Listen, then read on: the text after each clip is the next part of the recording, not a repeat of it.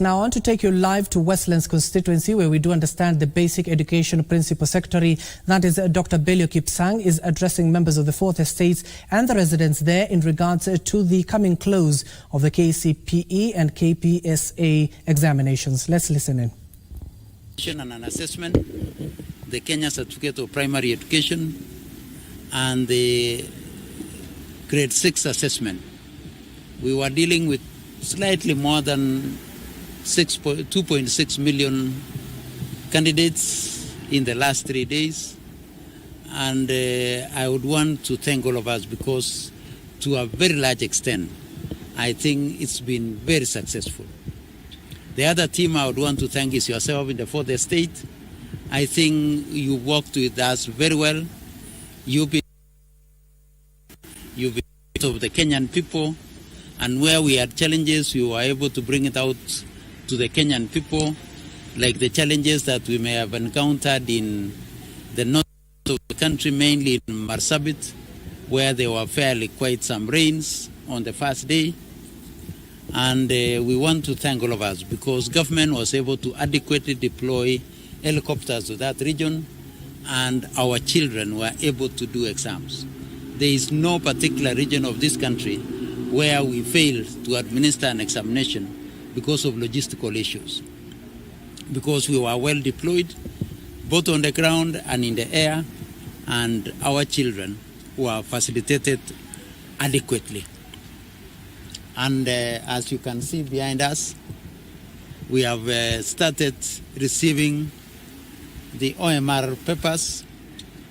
We have started receiving the composition and INSHA papers, and I want to assure you that we are going in immediately to start marking.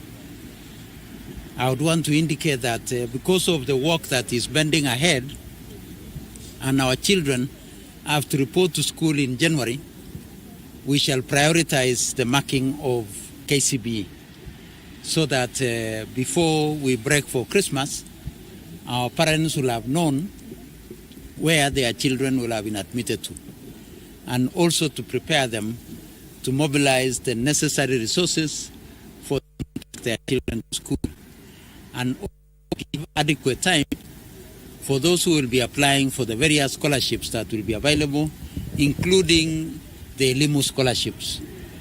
So we would want to make sure that prioritize KCPE in the marking, so that in the earliest time possible, we release the results to give parents adequate time to prepare.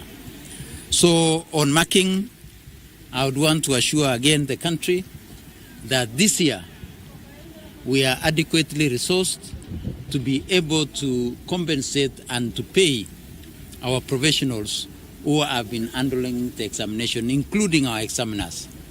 So we want to assure our examiners that this time we shall be able to sort out all payments that are due to them in good time.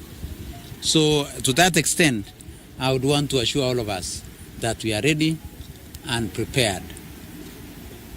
This year again, I would want to thank that I think what we are taking through our parents in our CBC, the parents' empowerment and involvement, the engagement and empowerment of parents, I think we have started seeing results.